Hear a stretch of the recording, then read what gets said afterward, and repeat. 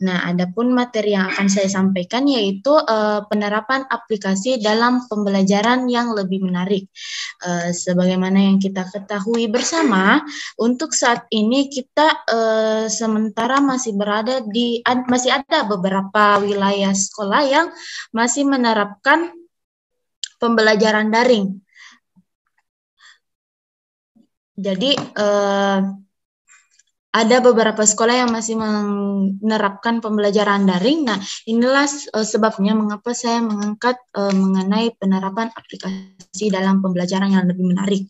Meskipun penerapan aplikasi nanti yang akan saya terapkan, yang akan saya berikan penjelasan bukan hanya dapat digunakan dalam pembelajaran daring, tetapi pun bisa digunakan dalam proses pembelajaran luring. Oke, sebelum saya lanjut, apakah screen saya sudah terlihat? Iya, Bu.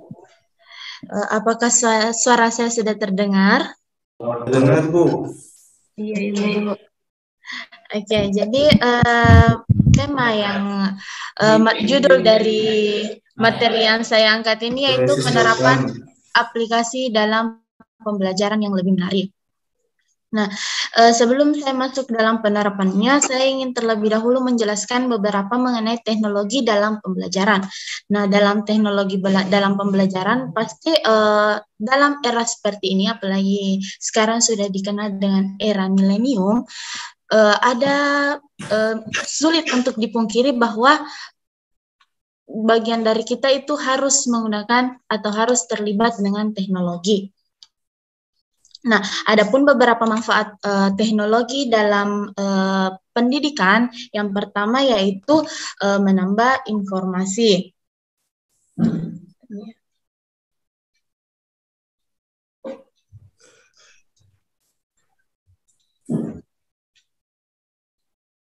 Yang pertama yaitu menambah informasi.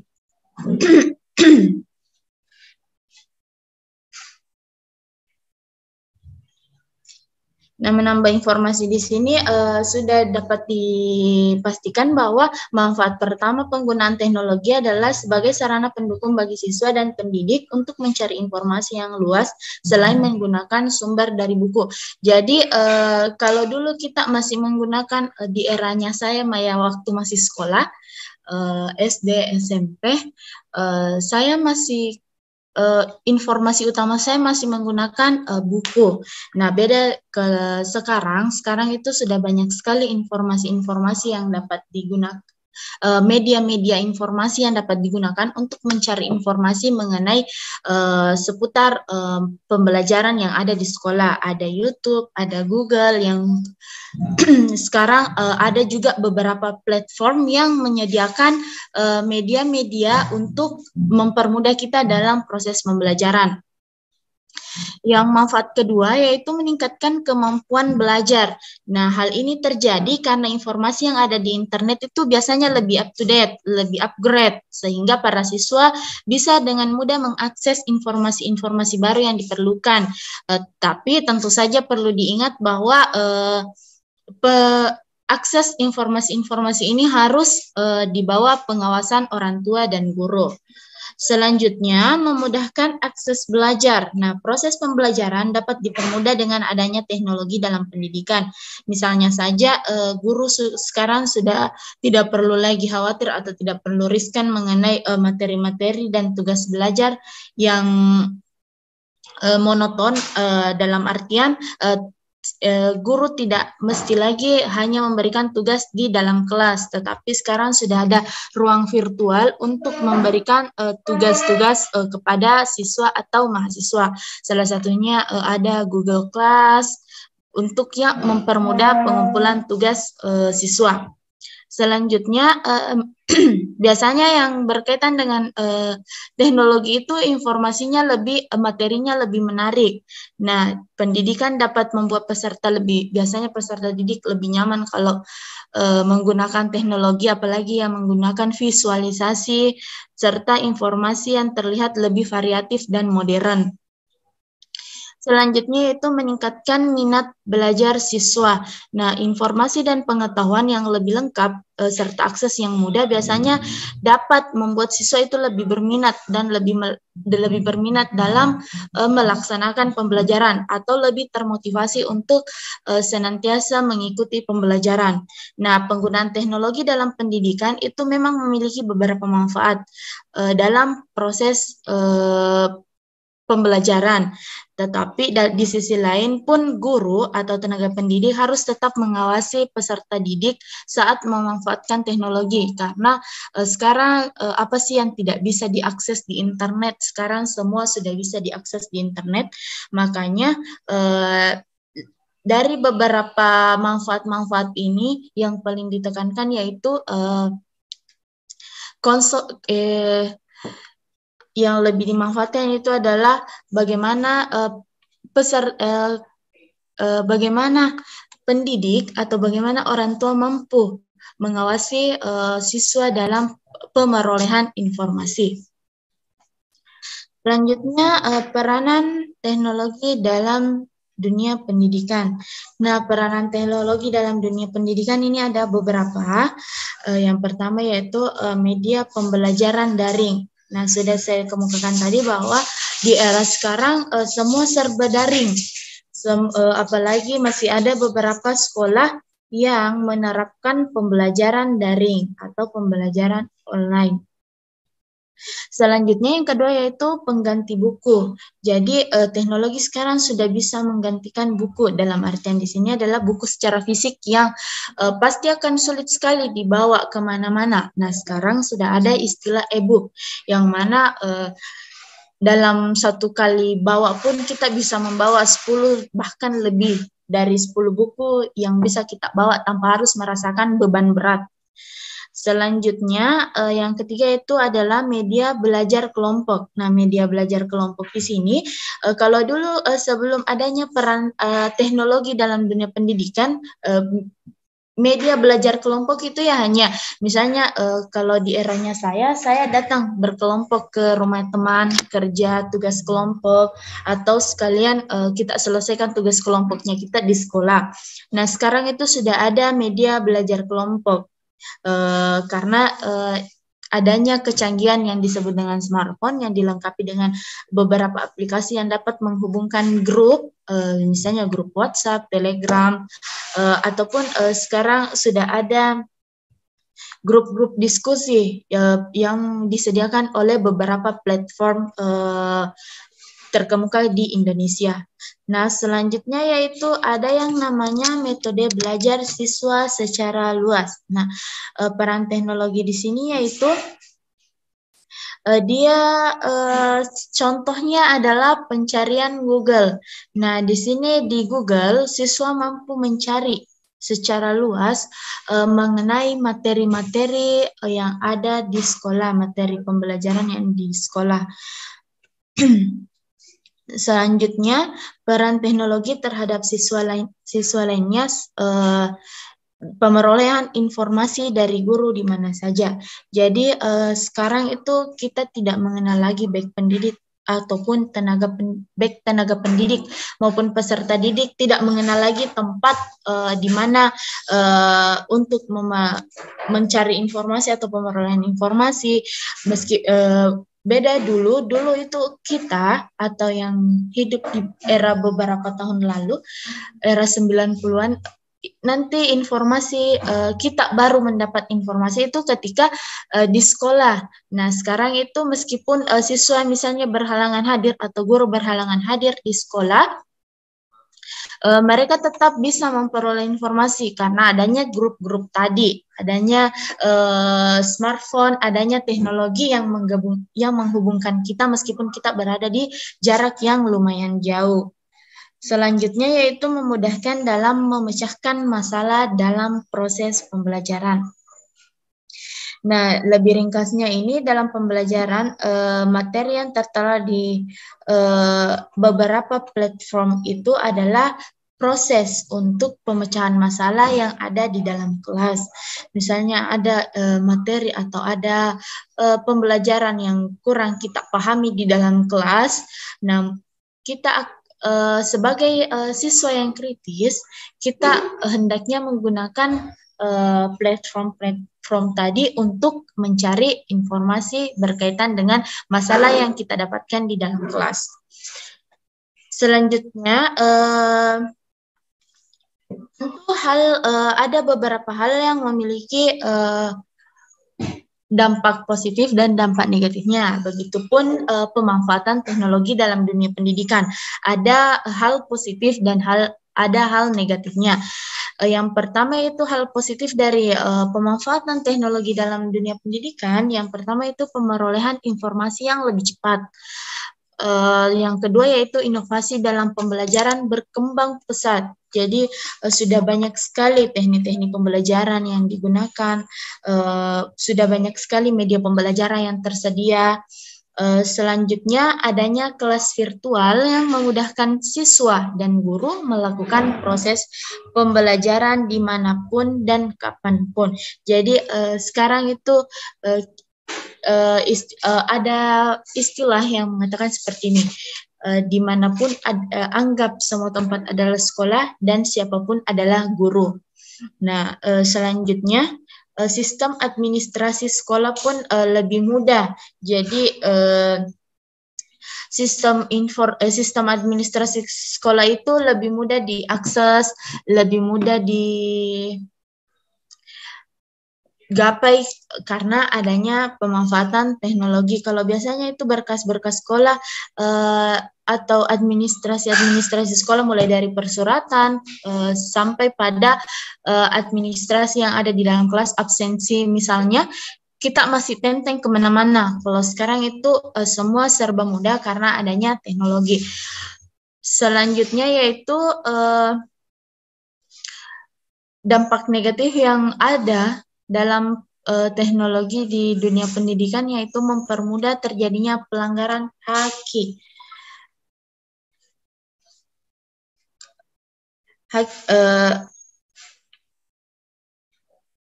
Haki di sini dimaksud yaitu hak atas kekayaan intelektual. Jadi biasa adanya plagiarisme.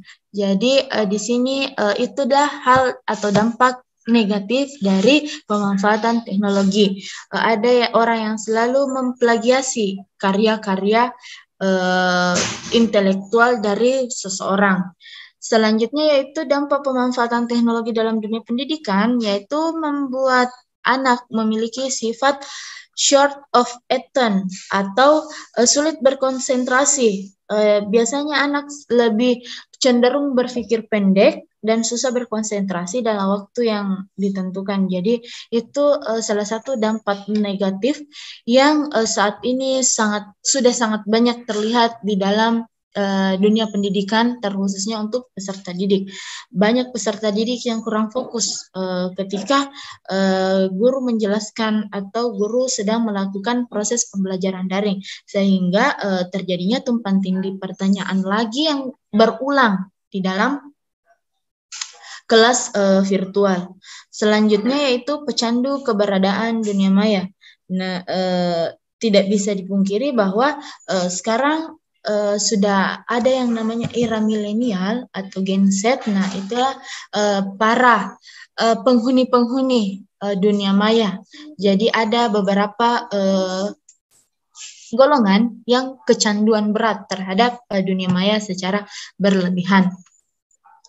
Jadi itu beberapa dampak positif dan negatif dari pemanfaatan teknologi dalam dunia pendidikan. Selanjutnya aplikasi dalam proses pembelajaran. Nah, jadi sudah sedikit disinggung pada CEO dari kegiatan ini. Di sini saya sedikit memberikan pengantar saja mengenai aplikasi yang saya gunakan dalam mengembangkan minat siswa ataupun mahasiswa dalam proses pembelajaran. Dan saya rasa selama saya menggunakan aplikasi ini, alhamdulillah, bukan lagi saya yang mendorong mahasiswa saya untuk senantiasa melakukan kuis atau melakukan review dalam proses pembelajaran, tapi mahasiswa sendiri yang kembali selalu mendorong saya mengadakan review pembelajaran dalam bentuk kuis menggunakan aplikasi ini. Jadi saya stop screen dulu ya.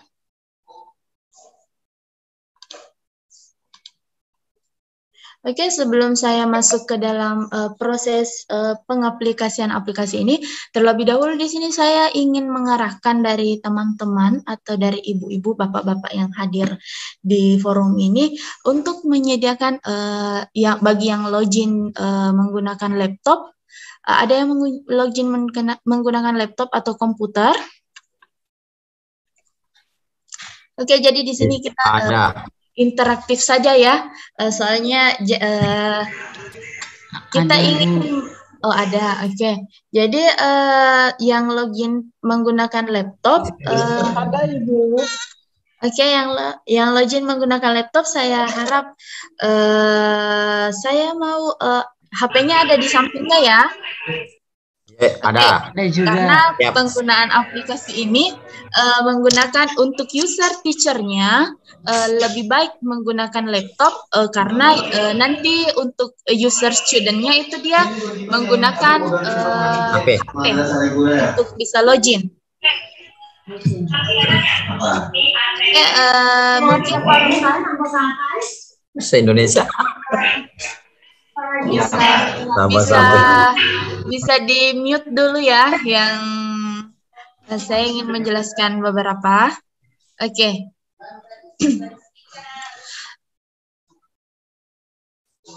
Oke, jadi tadi sudah disebutkan nama gamesnya. Sebenarnya saya lebih suka menyebut ini adalah aplikasi kuis dari CEO Analog Teacher Learning tadi, bahwa aplikasi ini bernama Kahoot. Nah, aplikasi ini kemarin saya sudah lihat, ternyata sudah tersedia di tersedia di Play Store. Jadi ini sudah bisa diunduh di Play Store, tetapi saya lebih senang menggunakannya di Google. Oke. Kalau untuk user teacher-nya, sorry ya, kita mulai dari awal.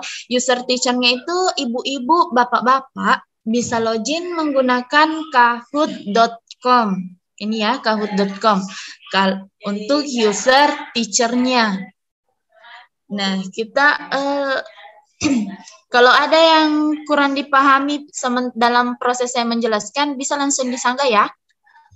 Nah, ini adalah tampilan. Oh ya, sebelum saya memulai jauh menjelaskan, apakah sudah ada ibu-ibu yang menggunakan aplikasi ini dalam proses pembelajaran? Saya sudah 3 tahun yang lalu, Bu. Masya Allah. Ya, 3 tahun yang lalu sebelum COVID 2018-19 saya menggunakan, Bu. Oke, memang aplikasi ini kurang lebih 3 tahun yang lalu. Udah lama banget.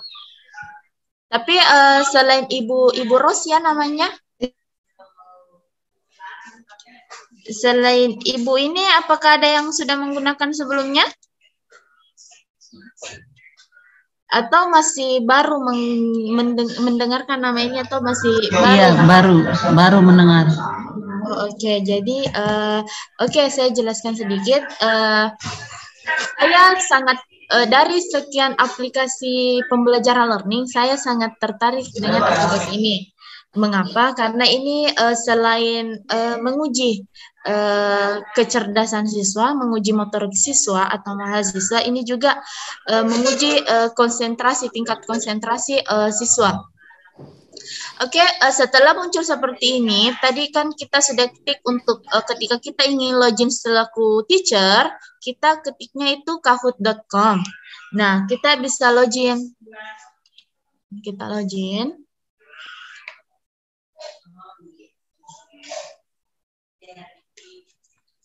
Oke, jadi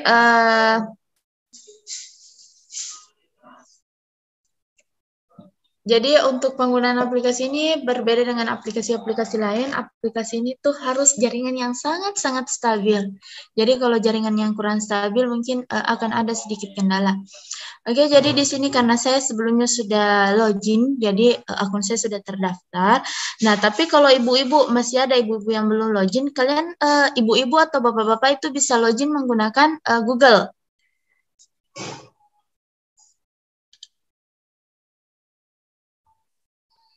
Oke, kita continue with Google. Nah, nanti setelah kita klik continue with Google, di sini sudah ada tampil beberapa pilihan. Nah, karena saya menggunakan 2 Gmail, tapi saya untuk akun Kahoot saya itu menggunakan email yang ini, jadi kita langsung saja masuk ke akunnya.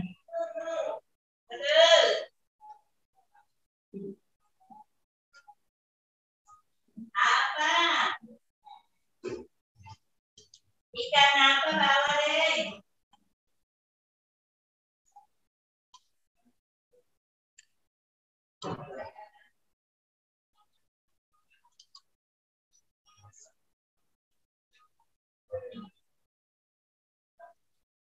Oke, jadi tampilannya akan seperti ini ya.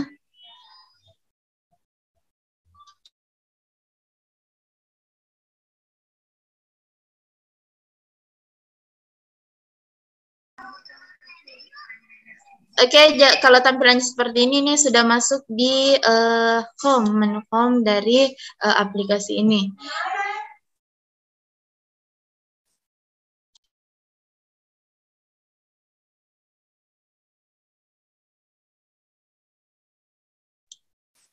Oke, selanjutnya di sini untuk membuat kuis ini sudah ada beberapa kuis yang saya buat. Untuk membuat kuisnya itu kita masuk di Create. Nah, di Kahoot.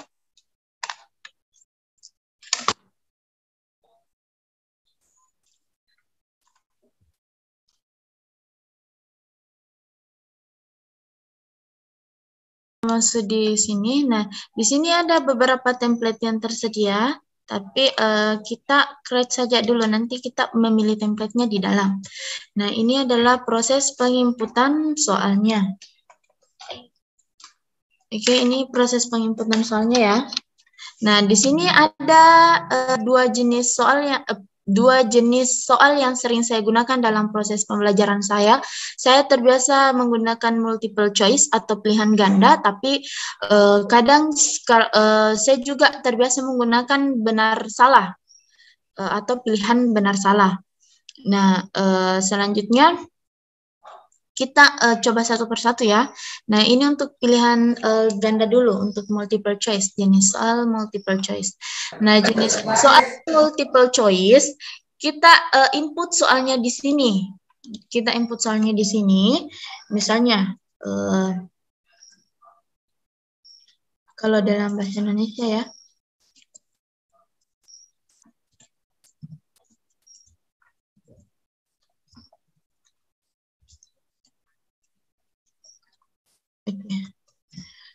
Soalnya seperti ini, ada berapa jenis kalimat dalam bahasa Indonesia. Nah, ini yang segitiga berwarna merah ini. Jadi di sini salah satu kelemahan dari aplikasi yang saya dapat itu dia tidak menggunakan pilihan A, B, C, atau D. Tetapi dia menggunakan simbol-simbol dan warna. Nah, tapi dari pembuat aplikasi ini pasti ada alasan tertentu mengapa mereka menggunakan simbol-simbol dan warna. Dalam pemilihan soalnya. Di sini misalnya ada 3, ada 4, ada 5, ada 6. Nah, setelah kita isi pilihan jawaban di sini atau pilihan jawaban di bawah soal, nah kita bisa memilih jawaban yang benar untuk nanti dipilih sebagai patokan jawaban yang benar supaya memudahkan kita dalam menilai. Misalnya di sini ada 5. Oke, jadi jawaban benar dalam pertanyaan ini adalah 5.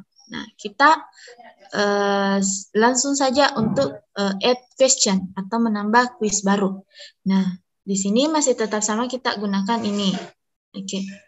Ini sudah masuk di soal kedua. Nah, oke, saya lupa menjelaskan tadi bahwa di sini di menu sini sebelah kanan ini ada beberapa pilihan menu. Ada time limitnya. Time limitnya itu kita bisa pilih berapa waktu kesempatan siswa dalam menjawab. Ada 5 detik, 10 detik, 20 detik, atau 30 detik. Standarnya saya biasa memberikan siswa itu kalau pilihan ganda atau multiple choice, saya biasa memberikan 20 detik. Itu sudah lumayan lama. Kalau jenis soal yang benar salah itu saya kadang hanya 5 detik, paling lama 10 detik. Oke, selanjutnya kita sudah input soalnya. Nah, lalu kalau sudah diinput soalnya, diapain lagi? Atau kita langkah selanjutnya apa? Nah, kita save dulu quiz kita. Save-nya seperti ini ya. Kita save. Oke. Oke. Jadi ini sudah tersave. Nah, setelah di-save, kita bisa kembali ke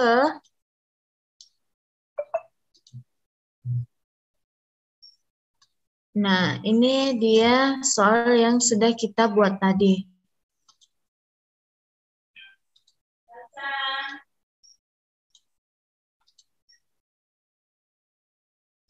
Oke, ini adalah soal yang sudah kita buat.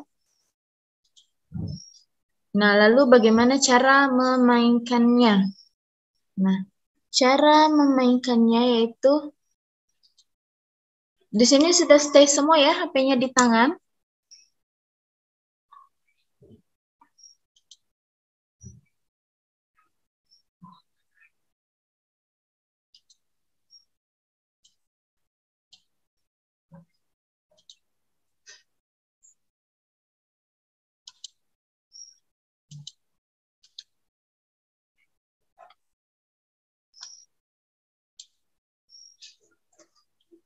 Oke. Jadi cara memainkannya itu seperti ini.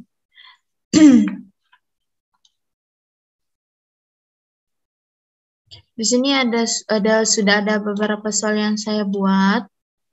Nah, kita mulai di sini. Jadi tadi kalau sudah di-save, tampilannya akan seperti ini. Masih bisa terlihat share screen saya?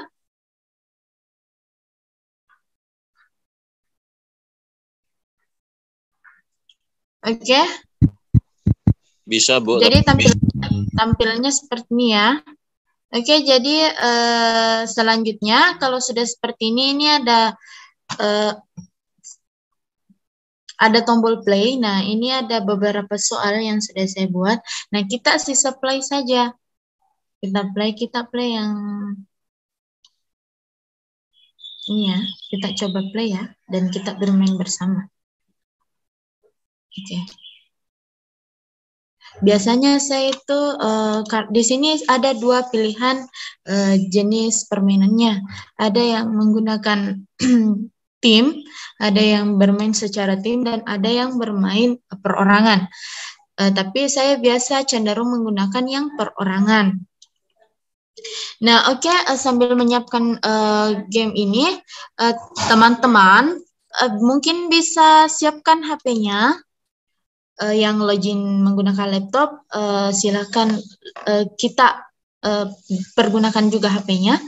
Nah, pergunakan HP-nya itu untuk masuk dalam permainan ini.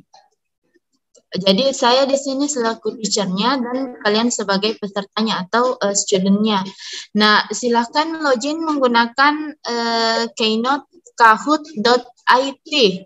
Jadi kalau kalian mau login ke gamenya, kalian harus menggunakan kahoot.it atau kahoot.it.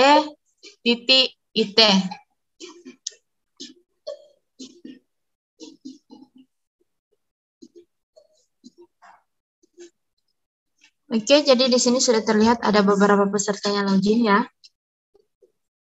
Nah, kalau nanti tampilan ketika kalian sudah masuk di kahoot.it, nanti ada permintaan game pin. Nah, game pinnya itu ini. Atau bisa juga langsung di scan barcode-nya.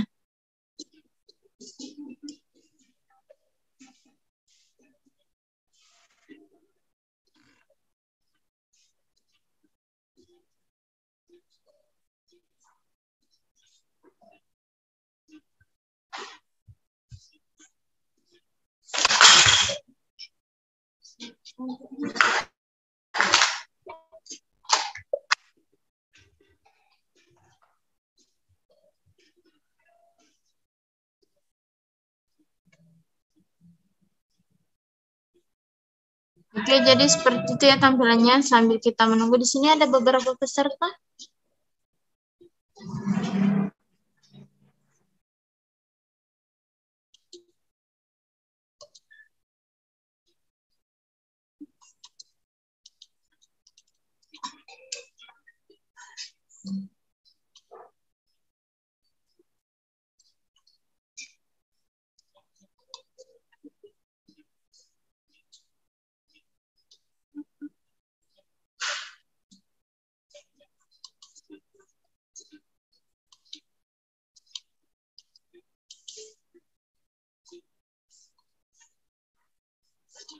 Oke, jadi seperti ini ya. Oke. Oke, karena waktu sudah menunjukkan pukul 10:30, saya start saja ya. Yang lainnya mungkin bisa menyimak. Nah, untuk memulai gamenya di sini ada tombol start, kita klik saja. Start.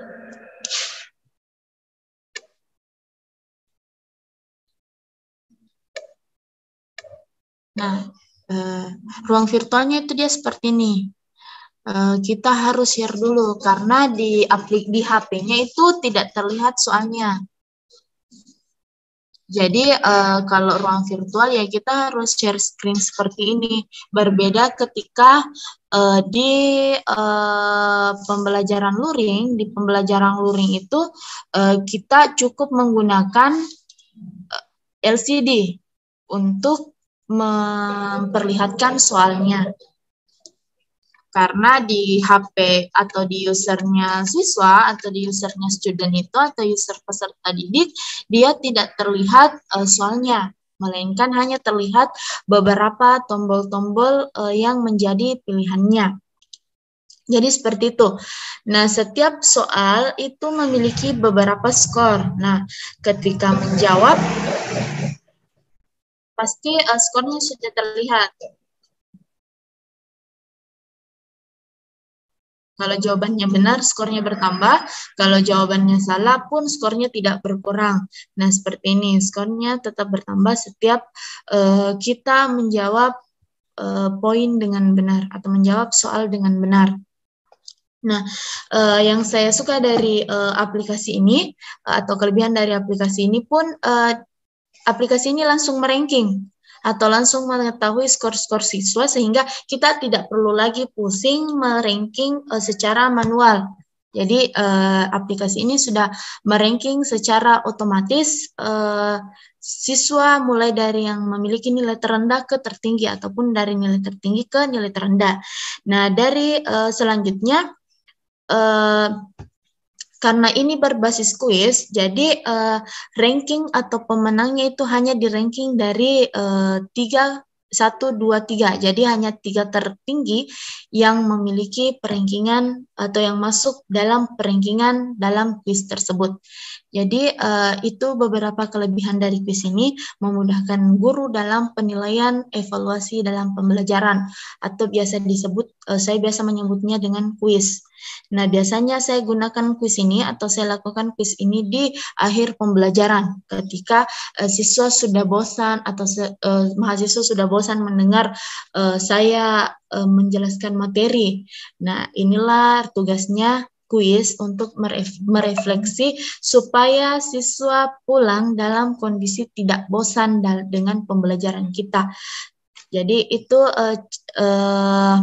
sedikit penjelasan saya mengenai penggunaan aplikasi dalam proses pembelajaran yang lebih menarik, dan dalam saya mengaplikasikan aplikasi ini selama sudah masuk semester kedua ini. Alhamdulillah bukan lagi saya yang mengejar siswa untuk melakukan evaluasi, tetapi siswa yang selalu meminta saya setiap kali berakhir proses pembelajaran, mereka selalu meminta, Ibu ada kuis, Ibu adakan kuis lagi, Ibu minggu depan kuis lagi ya.